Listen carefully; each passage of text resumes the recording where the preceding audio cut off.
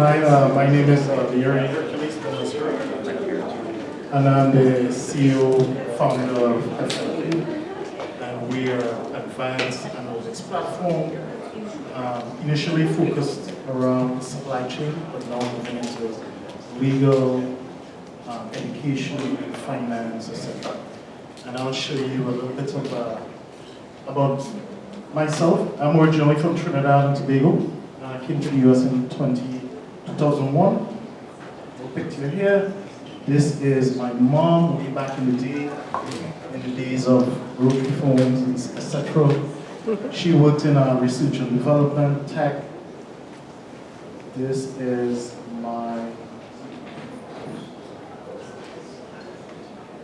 These are my nieces and nephew, my one nephew. He's still in Pampers trying to get in on the action. So we have these hackathons every weekend. And then fast forward a few years later, at age 6, he joined the club. So he helps us, he's building custom GPTs, etc. as well. Right? All of that to say technology is not scary, right? Kids gravitate towards what you see other people do. You see a lot of athletes have kids, basketball NBA players, the kids play basketball, etc., etc. Tech is the same thing, right? Me, myself, I came to the US in 2001. If you use the 4G on the East Coast, I probably designed a network, designed the first 4G network in the US. The cloud came out in 2009. My boss said no one would put it in the cloud. I gave my 2 weeks notice. I was in Silicon Valley a few weeks after I started my first company, building on AWS Cloud. AT&T did an acqui-hire, and so built out a cloud platform to compete with Amazon, AWS. Put into leadership role to run product innovation, where we did ideation and built data-driven products in 12-week cycles, built a lot of big data products as well as AI products. We had 25 data scientists on staff in 2013. Filed my first AI patent in 2015, issued in 2017. So AI is not new. If you see Google spam filters, Thai food in, you see Kansas City, all that is AI. So AI is not new. Okay. Chat GPT is a new application of technology that existed before. Right? And so GPT is the name of one language model, LLM. And so what I want to kind of talk to the crowd about really is why large language models and why agents. Who here has not used ChatGPT before? All right, so ChatGPT is a single agent system. You ask it a question, gives you a response. It uses the LLM API from OpenAI, and you can't talk to different chats. Right? So it's very single agent focused. And what we do, we leverage LLMs, both single agent systems and multi-agent systems that collaborate with each other.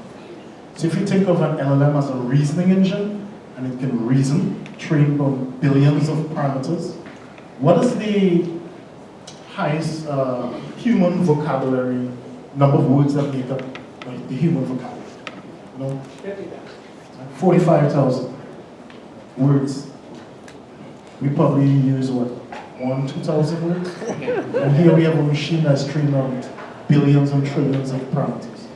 So if you think you've gone to school and read a lot of books in your domain and you are the expert, this thing has been fed with data from every domain you can think about. And so this represents knowledge and reasoning ability. And so the people who are at most risk are the knowledge workers, right?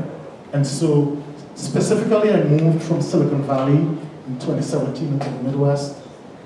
There are a couple other AI-related things, but specifically, the Midwest drives the economy of the US, right? From supply chain, food, manufacturing, distribution, etc. And so it represents both a threat and an opportunity. I'm going to show you something. What is an agent? An agent, if you think about it as a reasoning engine, an agent is coupled with something called memory.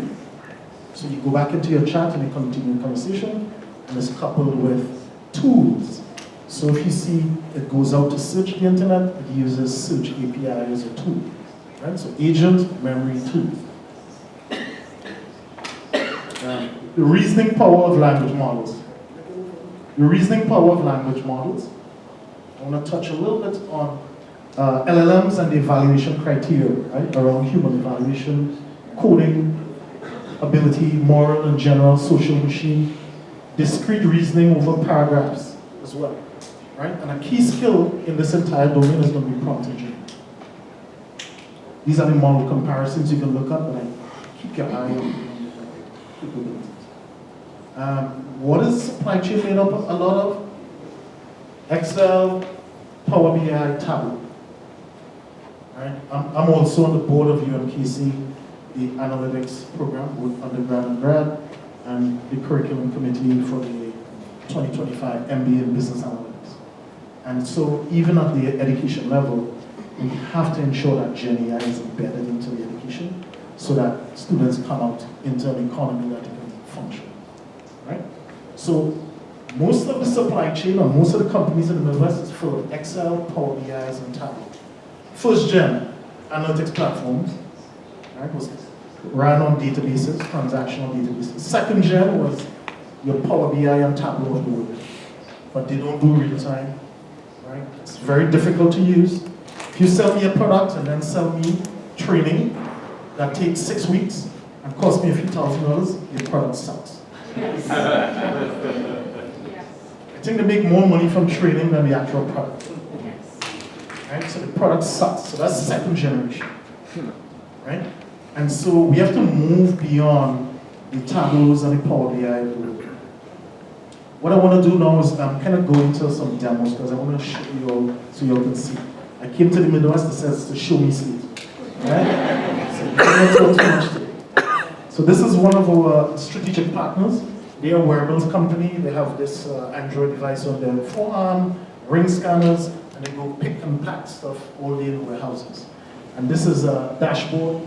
To build this dashboard, it takes a back-end engineer, a data engineer, a front-end engineer, a DevOps engineer. And if I want one additional thing here, it's probably going to take me 2 months to get it. That's the old flow, yeah? If you use Tableau or Power BI, what's the flow? You get the person with the domain knowledge, talk to the data analyst and say, hey, we want this built. And say, okay, what do you want built? And then 2 weeks later say, is it this? No, not really. Can you tweak this? Okay, I'll be back. Right? And that's the flow. So we're in 2024. I can't do the flow, right? So we built out this agent that is integrated with a chat GPT teams that is not using your data to train AI. Right? And so some of the questions now we can ask is, what does the team performance look like across all these facilities? Right? And I turn on verbose mode so you can see the reasoning that is occurring and some of the code that is writing to run the analysis itself.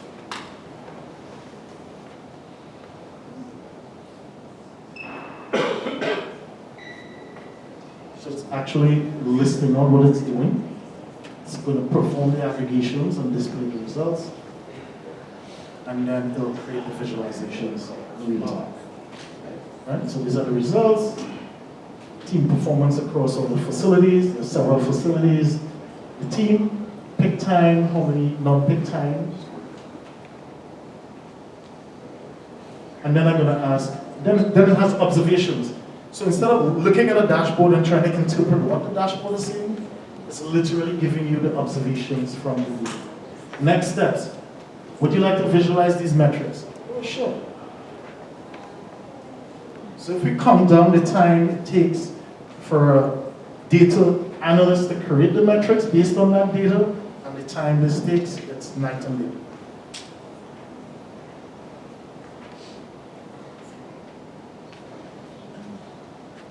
Hey, Herc, you got about 1 minute. Thank you. Right? So there's the visualizations created in real time across all the facilities. Right? And really quickly, so this is single agent function. Really quickly, I'm going to show you what a multi-agent looks like.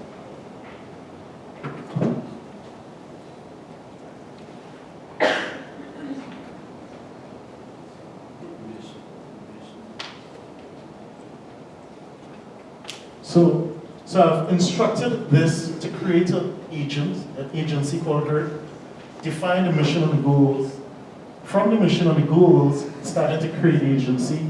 It's creating the agents, right? So the agency name, agency charts, and it's giving, let's slow it down a bit. Right? It's giving responsibilities to each of the agents, the roles, we talked about tools, and the communication flow. Right? So this CEO is going to be talking to the other agents that are just spawned. Now it's creating the agency. Right? Oversees the entire agency.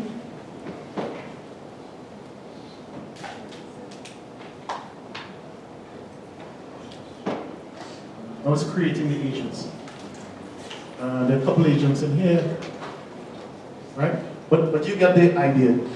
From a task, I said spin up this agency, I give it a mission or a goal, it spins up other agents, gives the agents responsibilities, defines the communication between each of the agents, and the agents go out and execute the work. And so let's say the supply chain space, you spin up the forecasting agent, inventory management agent, the procurement agent. The procurement agent is connected to your NetSuite APIs. Forecasting says, hey, what does the inventory look like? Oh, we have a shortfall. Talk to the procurement agent. It places a PO through NetSuite for approval. Seconds. Right? So this is an example of a multi-agent system that is autonomous, does not rely on a human input. Versus before you saw the human input was asking the questions, single agent systems. Yeah? So that's what we're about, building single agent systems, LLM-driven analytics, and autonomous multi-agent systems. Thank you.